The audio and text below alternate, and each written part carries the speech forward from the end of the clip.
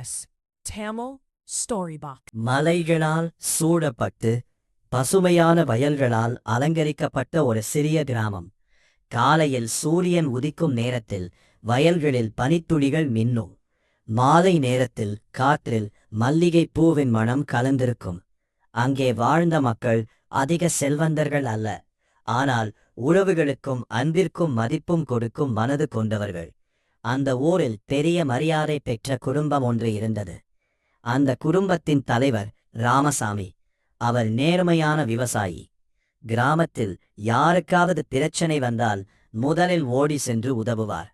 ஆனால் வீட்டுக்குள் வந்தால் அவர் மிகவும் அமைதியானவர். அவருடைய மனைவி மீனாட்சிதான் வீட்டை முழுவதும் கட்டுப்படுத்துபவர். மீனாட்சி மிகவும் கடுமையான குணம் கொண்டவர். வீட்டில் ஒழுங்கு, கட்டுப்பாடு, மரியாதை இவை எல்லாம் அவருக்கு முக்கியம். தவறு செய்தால் யாராக இருந்தாலும் கடுமையாக பேசுவார். அவர்களுக்கு 2 மகன்கள். பெரியவர் கார்த்திக், சிறியவர் சுரேஷ். கார்த்திக் அமைதியானவர், அதிகமாக பேசமாட்டார். குடும்பத்தை மிகவும் நேசிப்பவர். சுரேஷ் அதற்கு நேர்மாறானவர். நண்பர்கள், சினிமா, ஜாலி இவைதான் அவருடைய உலகம். காலம் ஓடியது. கார்த்திக்கிற்கு 30 வயதான போது திருமண பேச்சு ஆரம்பமானது. நல்ல குணம் கொண்ட பெண் வேண்டும் என்று ராமசாமி சொன்னார். ஆனால் மீனாட்சிக்கு வேறு ஆசை. பெரிய வீட்டு பெண் வேண்டும், நிறைய நகை கொண்டு வர வேண்டும். பல இடங்களில் பார்த்தார்கள், ஆனால் எதுவும் சரியாக அமையவில்லை. ஒரு நாள் அருகிலுள்ள கிராமத்தில் வசித்த சிவசுப்பிரமணியன் என்ற ஏழை பள்ளி ஆசிரியரின் மகள் காவ்யாவை பற்றி சொன்னார்கள். அழகும் நல்ல குணமும் சேர்ந்த பெண் என்று ஊர் மக்கள் புகழ்ந்தனர். மீனாட்சிக்கு முதலில் விருப்பமில்லை. ஏழை வீட்டு பெண் எதுக்கு என்றார். ஆனால் ராமசாமி சொன்னார், பணம் எல்லாம் ஒரு நாள் போயிடும். நல்ல மனசுதான் வாழ்க்கை முழுக்க இருக்கும். பெண் பார்க்கும் நாள் வந்தது. காவ்யா எளிமையான சேலையில் வந்தார். முகத்தில் அதிக அலங்காரமில்லை, ஆனால் அவரின் கண்களில் ஒரு அமைதி இருந்தது. மீனாட்சி பல கேள்விகள் கேட்டார். சமையல் சமாளிக்க முடியுமா? காவ்யா மெதுவாக சிரித்தார். குடும்பம் சந்தோஷமாக இருக்கணும்னு நினைப்பவங்களுக்கு எந்த வேலையும் கஷ்டமில்லை அம்மா. அந்த ஒரு பதில் ராமசாமிக்கு மிகவும் பிடித்தது. திருமணம் நிச்சயமானது. திருமணத்தின் முதல் நாள் திருமண நாள் வந்தது.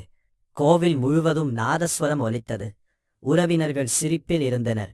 காவ்யா மணமகளாக அந்த வீட்டுக்குள் வந்தபோது அனைவரும் பாராட்டினார்கள். இந்த பெண் வீட்டுக்கு லட்சுமி மாதிரி இருக்கா. ஆனால் அந்த வீட்டுக்குள் அவளை காத்திருந்த வாழ்க்கை எளிதல்ல. முதல் நாளிலிருந்தே மீனாட்சி கடுமையாக நடந்து கொண்டார். எங்கள் வீட்டில் காலை 4 மணிக்கே எழுந்திருக்கணும். முதலில் அனைவருக்கும் காபி கொடுக்கணும். சோம்பேறித்தனம் எனக்கு பிடிக்காது. காவ்யா அமைதியாக தலையசைத்தார். அடுத்த நாள் காலை 3:30க்கே எழுந்தார். வீட்டை சுத்தம் செய்தார், சமையல் செய்தார், எல்லோருக்கும் காபி கொடுத்தார். ஆனால் மீனாட்சி திருப்தி அடையவில்லை. காபியில் சர்க்கரை சரியில்லை, சாம்பார்ல உப்பு அதிகம், வேலை சீக்கிரம் செய்ய கற்றுக்கொள் என்று தினமும் ஏதாவது குறை சொல்வார். கார்த்திக் இதை பார்த்து வருந்தினார். அம்மா, அவளிடம் கொஞ்சம் நல்லா பேசுங்க. இப்போவே பொண்டாட்டி பக்கம் பேச ஆரம்பிச்சுட்டியா என்று கோபமாக கேட்டார் மீனாட்சி. அதன் பிறகு கார்த்திக் அமைதியாகி விட்டார். ஒரு நாள் இரவு ராமசாமிக்கு திடீரென நெஞ்சு வலி ஏற்பட்டது. அனைவரும் பதற்றத்தில் இருந்தனர். அந்த நேரத்தில் காவ்யாதான் அமைதியாக செயல்பட்டார். உடனே அக்கம் பக்கத்தவரை அழைத்தார். ஆம்புலன்ஸ் ஏற்பாடு செய்தார். மருத்துவமனைக்கு கொண்டு சென்றார். டாக்டர் சொன்னார், சரியான நேரத்தில் கொண்டு வந்திருக்கீங்க, இல்லையென்றால் ஆபத்து இருந்திருக்கும். அந்த நாளிலிருந்து ராமசாமி காவ்யாவை வேறு பார்வையில் பார்க்க ஆரம்பித்தார். இந்த பொண்ணு சாதாரணமில்லை என்று மனதில் நினைத்தார். ஒரு நாள் வீட்டை சுத்தம் செய்யும்போது காவ்யாவுக்கு ஒரு பழைய பெட்டி கிடைத்தது. அதில் பழைய கடன் ஆவணங்கள் இருந்தன. அவர் அதிர்ச்சி அடைந்தார். வீடு வெளியே பெரிய குடும்பமாக தோன்றினாலும் உண்மையில் அவர்கள் கடனில் மூழ்கியிருந்தனர். அன்று இரவு ராமசாமி அமைதியாக அழுவது அவர் பார்த்தார். என்னாச்சு அப்பா என்று கேட்டார். ராமசாமி முதலில் மறைத்தார், பின்னர் உண்மையை சொன்னார். இந்த வீடு, இந்த நிலம் எல்லாம் கடன்ல இருக்கு. கார்த்திக் கிட்ட கூட சொல்லலையா? அவன் மனசு உடைந்து போயிடும். அந்த இரவு காவ்யாவுக்கு தூக்கம் வரவில்லை. சில நாட்களுக்குப் பிறகு சுரேஷ் பெரிய பிரச்சனையில் சிக்கினார். அவர் நண்பர்களுடன் சேர்ந்து வியாபாரம் செய்வதாக சொல்லி பல லட்சம் ரூபாய் கடன் வாங்கியிருந்தார். ஆனால் நண்பர்கள் பணத்துடன் ஓடிப்போனர். கடன் கொடுத்தவர்கள் வீட்டுக்கு வந்து சண்டை போட்டனர்.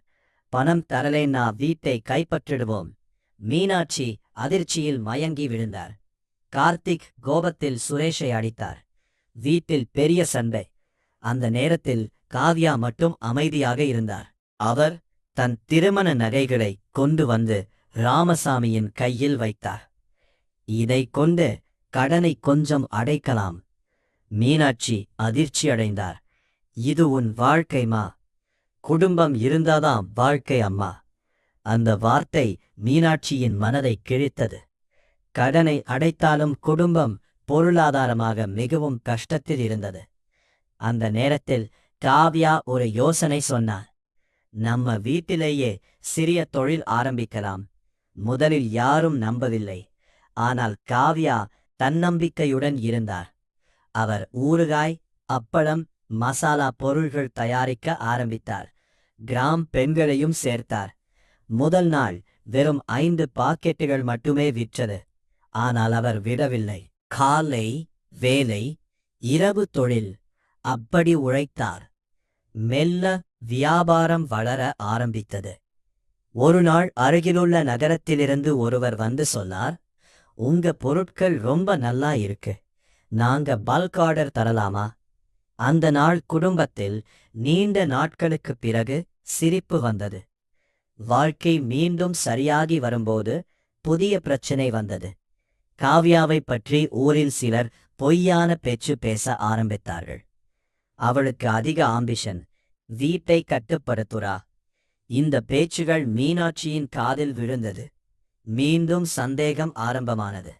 ஒரு நாள் கோபத்தில் மீனாட்சி கேட்டார், உனக்கு இந்த வீட்டை முழுக்க உன் கையில் எடுத்துக்கணும்னு ஆசையா? காவ்யா அதிர்ச்சியில் அழுதார். அம்மா, நான் இந்த குடும்பத்துக்காகத்தான் எல்லாம் செய்கிறேன். ஆனால் மீனாட்சி கேட்கவில்லை. அந்த இரவு காவ்யா முதல் முறையாக மனமுடைத்தார். கார்த்திக் அவரை ஆறுதல் கூறினார். ஒரு நாள் அம்மா உன்னை புரிஞ்சுப்பாங்க. சில நாட்களுக்குப் பிறகு மீனாட்சி கடுமையாக உடல்நலக்குறைவால் மருத்துவமனையில் சேர்க்கப்பட்டார். அவருக்கு சிறுநீரக பிரச்சனை இருப்பது தெரிய வந்தது. டாக்டர் சொன்னார், உடனே சிகிச்சை தேவை. அந்த நேரத்தில் குடும்பத்தில் யாரிடத்திலும் பணம் இல்லை. சுரேஷ் குற்ற உணர்ச்சியில் இருந்தார். அப்போது காவ்யா மீண்டும் முன்வந்தார். தன் தொழிலில் சேமித்திருந்த முழு பணத்தையும் கொடுத்தார். அதோடு மருத்துவமனையில் பகலும் இரவும் மீனாட்சியை பார்த்து கொண்டார். ஒரு நாள் இரவு மீனாட்சி விழித்தபோது காவ்யா தூங்காமல் அவளின் கையை பிடித்து உட்கார்ந்திருந்தார்.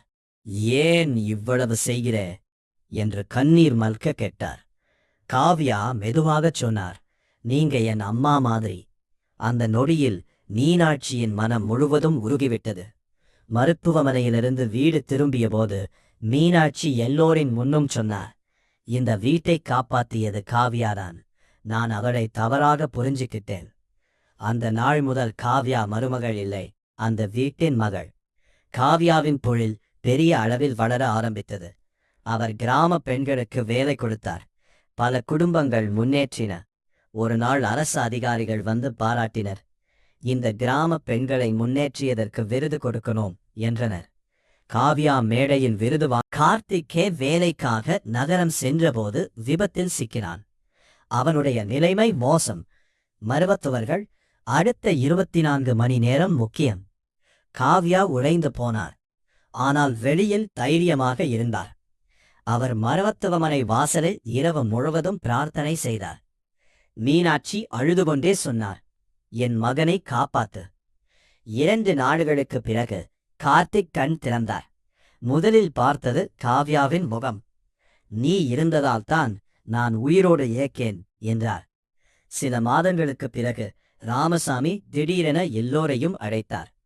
இந்த வீடும் நிறமும் எல்லாம் காவ்யா பெயர்ல எழுதணும் என்றார். அனைவரும் அதிர்ச்சியடைந்தனர். ஆனால் காவ்யா உடனே மறுத்தார். எனக்கு சொத்து வேண்டாமப்பா, இந்த குடும்பம் இருந்தால் போதும்.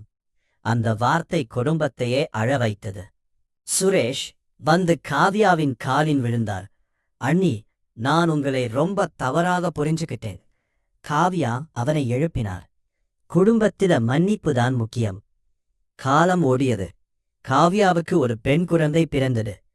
அந்த குழந்தை வீட்டின் மகிழ்ச்சியாக மாறியது. மீனாட்சி தினமும் பேரக்குழந்தையுடன் விளையாடுவார்.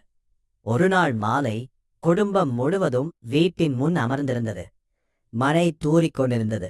ராமசாமி மெதுவாக சொன்னார், ஒரு நல்ல மருமகள் வந்தா ஒரு வீடு மட்டும் இல்ல, ஒரு குடும்பத்தின் விதியே மாறிடும். மீனாட்சி காவ்யாவின் கையை பிடித்தார். நீ இந்த வீட்டோட மருமகள் இல்ல, உயிர். காவ்யாவின் கண்களில் கண்ணீர் வழிந்தது. அவர் வானத்தை பார்த்தார். வாழ்க்கை அவரை பலமுறை சோதித்தது. ஆனால் அன்பு, பொறுமை, தியாகம், இந்த மூன்றாலும் அவர் ஒரு குடும்பத்தை காப்பாற்றியிருந்தார். அந்த கிராமத்தில் பல வருடங்கள் கழித்தும் மக்கள் இன்னும் அந்த குடும்பத்தை பற்றி பேசினார்கள். பணம் இல்லாத வீடு வாழலாம், ஆனால் நல்ல மனசு இல்லாத வீடு வாழ முடியாது. அந்த வீட்டுக்கு வந்த நல்ல மருமகள்தான் அந்த குடும்பத்துக்கு கடவுளின் ஆசீர்வாதம்.